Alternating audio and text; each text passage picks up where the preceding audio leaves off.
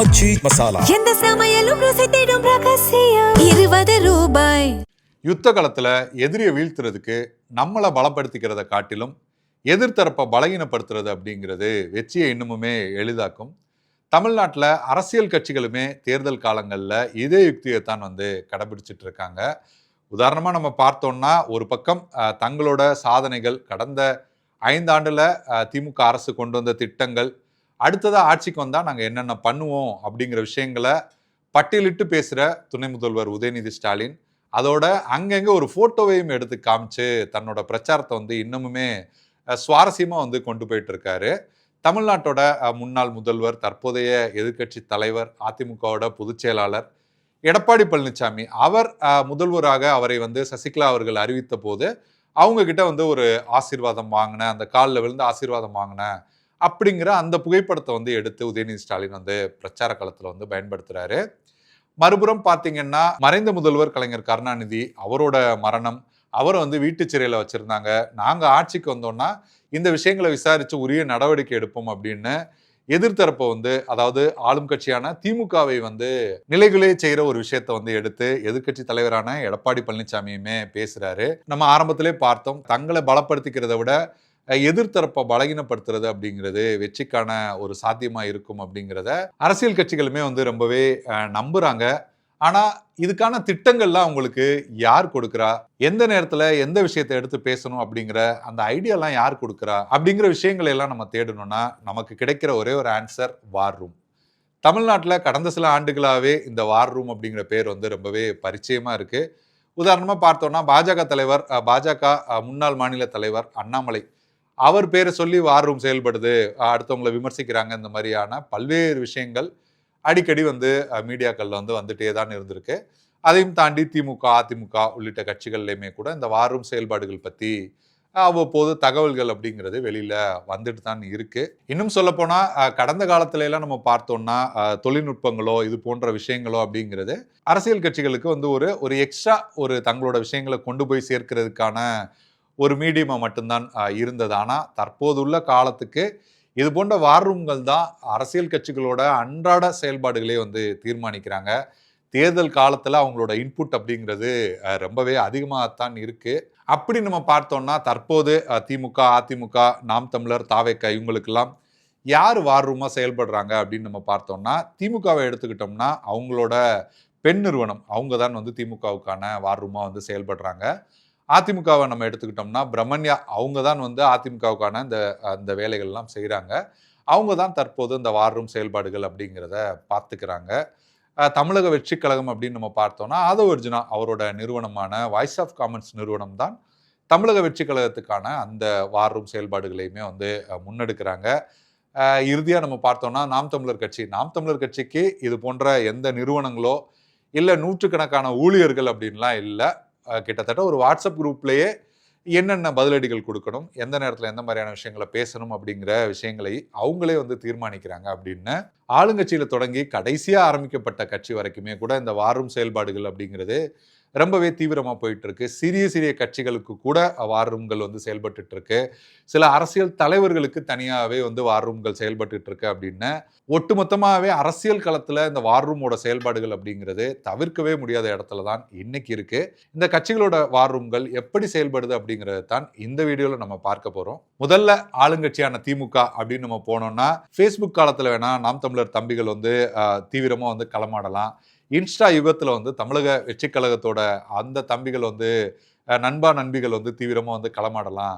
ஆனால் ஆர்குட் காலத்தில் தொடங்கி இன்ஸ்டா காலம் வரைக்கும் எப்போதுமே ஒரு ஓஜியாக வளம் வந்துட்டு இருக்குது அப்படின்னு பார்த்தோம்னா திமுகவோட ஆதரவாளர்கள், திமுக உடன்பிறப்புகள் அப்படின்னு தான் நம்ம சொல்ல முடியும். அந்த வகையில் அதையும் தாண்டி நம்ம பார்த்தோம்னா தமிழ்நாட்டில் தங்களோட கட்சிக்காக சொந்தமாக ஒரு வியூக நிறுவனத்தையே வச்சிருக்கிற ஒரு கட்சியாகவும் திமுக தான் இருக்கு. பாப்புலஸ் எம்பவர்மெண்ட் நெட்வொர்க் அப்படின்னு சொல்லப்படுற பெண் நிறுவனம் தான் திமுகவுக்கு வார் ரூம் செயல்பாடுகளை பார்த்துக்கிறாங்க. தேர்தல் மற்ற ஏதாவது பேரிடர் இந்த மாதிரினா திமுக அறிவாலயத்திலே ஒரு வார் ரூம் தனியாக செயல்படுற விஷயங்களை நம்ம கடந்த காலத்தில் பார்த்துருக்கோம். ஆனால் தற்போது நம்ம பார்த்தோம்னா தேர்தலுக்காக பெண் நிறுவனம் தான் திமுகவுக்கான அந்த வார் ரூம் செயல்பாடுகளை தீர்மானிக்கிறாங்க. மாவட்ட அளவில் இருக்கிற அந்த ஐடி விங் நிர்வாகிகளை ஒருங்கிணைச்சு என்னென்ன தகவல்களை எப்படி எப்படி கொண்டு போகணும், எந்தெந்த மாதிரி எதிர்க்கட்சியை சேர்ந்த தலைவர்கள் விமர்சனம் பண்ணும்போது அதற்கான அந்த இன்புட் அப்படிங்கிறது கூட இந்த வார் ரூம் மூலமாகத்தான் போகுது. அது அந்த மாவட்டத்தில் இருக்கிற ஐடி விங் நிர்வாகிகள் மூலமா அங்கங்கே என்னென்ன தேவையோ அந்த விஷயங்கள் எல்லாம் தகவல்களாக கொண்டு செல்லப்படுற விஷயங்களை தான் நம்ம வந்து பார்க்கிறோம்.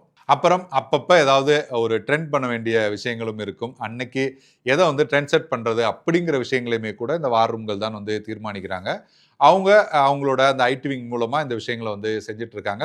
இதுக்காகவே தனியாகவுமே பெண் நிறுவனத்தில் வந்து இதுக்காகவுமே ஊழியர்கள் வந்து ஒர்க் பண்ணிட்டும் இருக்காங்க. பெண் நிறுவனம் மட்டும் இல்லாமல் அதோட துணை நிறுவனமான கின் நிறுவனம் அவங்களுமே கூட இது போன்ற செயல்பாடுகளில் மிக தீவிரமாக செயல்பட்டு இருக்காங்க. அப்பப்போ எந்தெந்த மாதிரியான விஷயங்களை எந்த வகையில் இன்னமுமே மக்களை வந்து கவரக்கூடிய வகையில் எப்படி கொண்டு போகிறது அப்படிங்கிற விஷயங்களை இந்த நிறுவனங்கள் தான் வந்து தீர்மானிக்கிறாங்க. இவங்க கண்டென்ட் கொடுக்கறத தாண்டி வெளியில் திமுகவுக்கு ஆதரவாக இருக்கிற ஆதரவாளர்கள், யூடியூபர்ஸ் அப்படின்னு, பேச்சாளர்கள் அப்படின்னு இவங்க எல்லாத்தையும் ஒருங்கிணைக்கிறது, ஒரு குடையின் கீழே கொண்டு வரது, யார் யாரை எங்கே எப்படி பயன்படுத்தணும் அப்படின்னு பயன்படுத்துறது உள்ளிட்ட விஷயங்களை கூட இந்த நிறுவனங்கள் தான் வந்து முடிவெடுக்கிறாங்க. அதனால தான் நம்ம பார்த்தோம்னா ஆளுங்கட்சியான திமுக மேலே கடந்த காலங்கள்லாம் பொதுவாக வந்து அரசியல் களத்தில் ஒரு கட்சி மேலே ஒரு விமர்சனம் அப்படிங்கிறது வருதுன்னா அதை வந்து நீண்ட நாட்கள் இழுத்துக்கிட்டே வந்து போவாங்க, அதை வந்து விமர்சனம் பண்ணிக்கிட்டே போவாங்க. மாதங்களை கடந்து கூட ஒரு கட்சி ஒரு குறிப்பிட்ட விஷயத்துக்காக ஒரு கட்சியை விமர்சிக்கிறது, அப்படியான செயல்பாடுகள் வந்து அரசியல் களத்தில் இருந்திருக்கு. ஆனால் சமீபத்தில் பார்த்தீங்கன்னா அது போன்ற ஒரு விஷயங்கள் வந்து இல்லை. தொழில்நுட்பம் வளர்ச்சி ஒரு பக்கம் காரணமாக இருந்தாலும் கூட உடனடியாக அதற்கு பதில், உடனடியாக அதுக்கு வந்து ரிப்ளை அப்படிங்கிறது வந்து வந்துடுது. ஏதாவது ஒரு குற்றச்சாட்டை முன் வச்சாலோ இல்லை ஒரு விமர்சனத்தை முன் வச்சாலோ அதற்கான பதில் அப்படிங்கிறது உடனடியாக தேடி எடுத்து சமூக வலைதளங்களில் பரவ விடுறது, செய்தி சேனல்களில் பரவ விடுறது, தங்களுக்கு ஆதரவானவர்களை பேச சொல்றது, தங்களுக்கு ஆதரவாக செயல்படுற யூடியூபர்ஸை வந்து பேச சொல்றது அப்படின்னு உடனடியான இந்த செயல்பாடுகள் மூலமாகத்தான் எவ்வளோ பெரிய விமர்சனம் இருந்தாலுமே கூட அதை சில நாட்கள்லேயோ சில மணி நேரங்கள்லேயோ நீர்த்து போக செய்ய முடியுது அப்படிங்கிறத நம்ம வந்து பார்க்க முடியுது. இது வந்து பெண் நிறுவனம் திமுகவுக்காக வார் ரூம் செயல்பாடுகள் அப்படிங்கிறத நம்ம பார்த்தோம். இதை தாண்டி நம்ம பார்த்தோம்னா ஐடி விங்குமே பல்வேறு விஷயங்களை வந்து திமுகவுக்காக செஞ்சுட்டு இருக்காங்க. அந்த அணியின் சார்பிலையுமே தேர்தலுக்கான அந்த ஐடி விங் நிர்வாகிகளுக்கான தேர்தலுக்கான சிறப்பு பயிற்சிகள் அப்படிங்கிறது கொடுக்கப்படுது.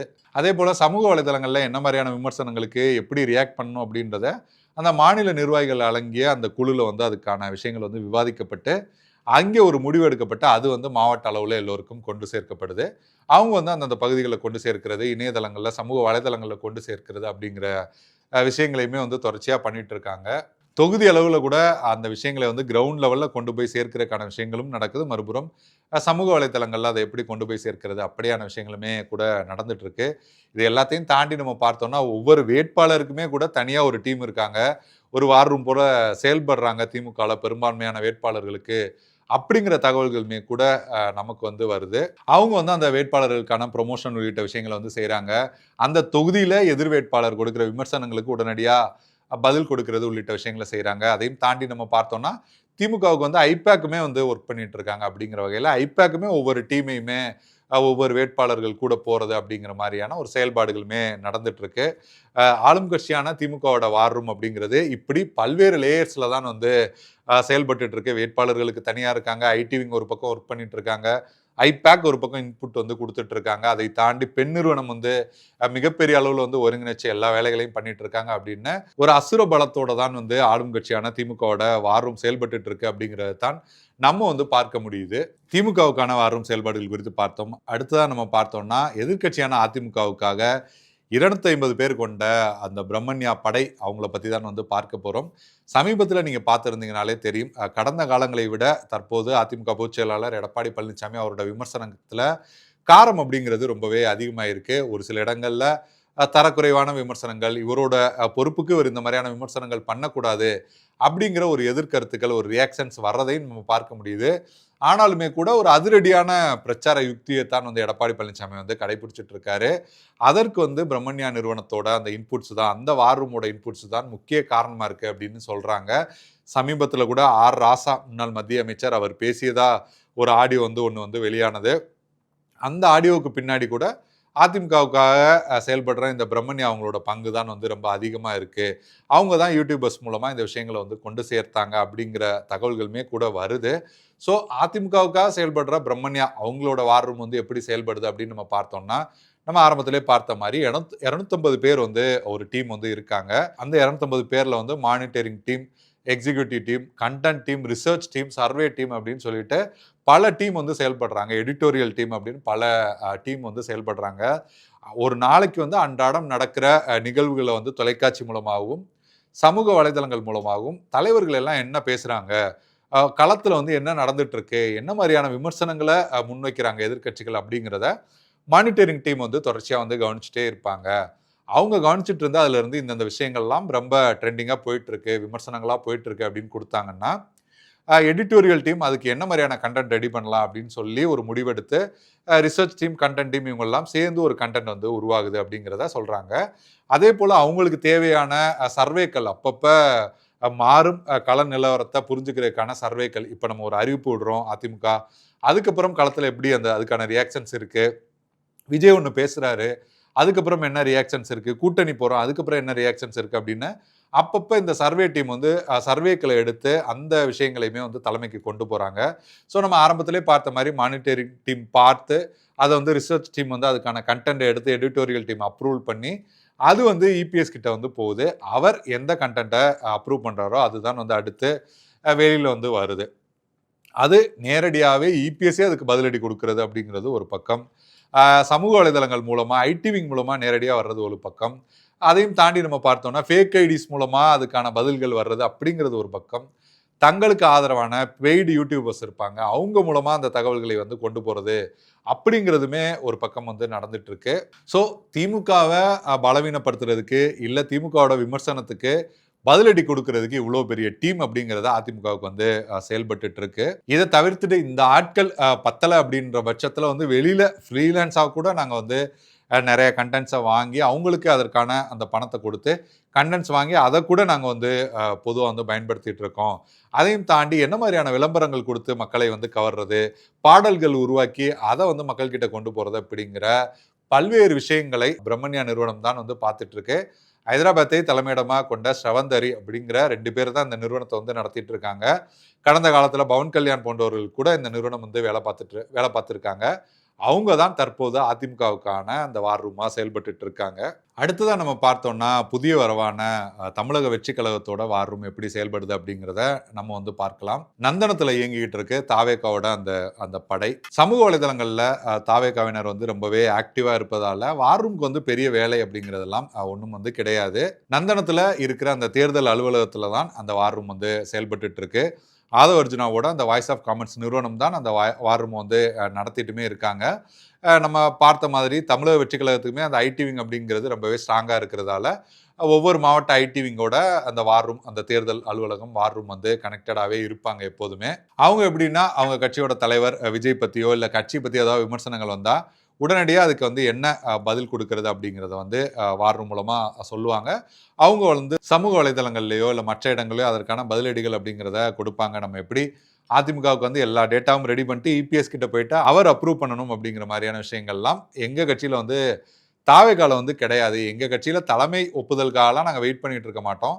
எங்கேயாவது ஏதாவது விமர்சனங்கள் அது திமுகவோ அதிமுகவோ நாத்தாக்காவோ வந்துருச்சுன்னா அதை ஒரு டீம் நோட் போட்டு அனுப்புவாங்க. அதுக்கு என்ன பதில் கொடுக்குறதுன்னு உடனடியாக அதுக்கான தயார் செஞ்சு உடனடியாக அதை வந்து நாங்கள் டிஸ்ட்ரிபியூட் பண்ணிடுவோம். உடனடியாக களத்தில் வந்து அதற்கான எதிர் விமர்சனங்கள் அப்படிங்கிறத நாங்கள் வந்து கொடுக்க ஆரம்பிச்சிடுவோம். அது மட்டும் இல்லை, புதிய கட்சியாக இருக்கிறதுனால வார் ரூமோட ஒவ்வொரு மாவட்டத்திலையும் இருக்கிற சட்ட அணி அவங்களுமே வந்து கனெக்டடாக தான் இருப்பாங்க. சட்ட ரீதியாக எழுற ஒவ்வொரு மாவட்டத்தில் எழுற பிரச்சனைகளுக்கு கூட உடனடியாக நாங்கள் வந்து தீர்வு காணுவோம்.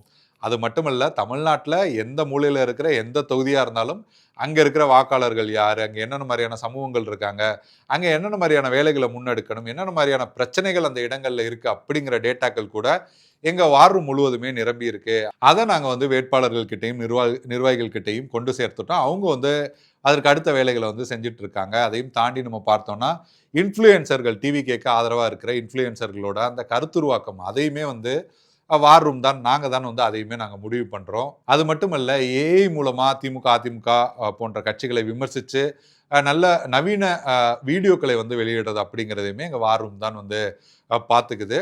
அதனால நந்தனத்தில் இருக்கிற வாய்ஸ் ஆஃப் காமன்ஸோட அந்த படை தான் வந்து தமிழக வெற்றி கழகத்துக்கான வார் ரூமாக வந்து செயல்பட்டு இருக்காங்க.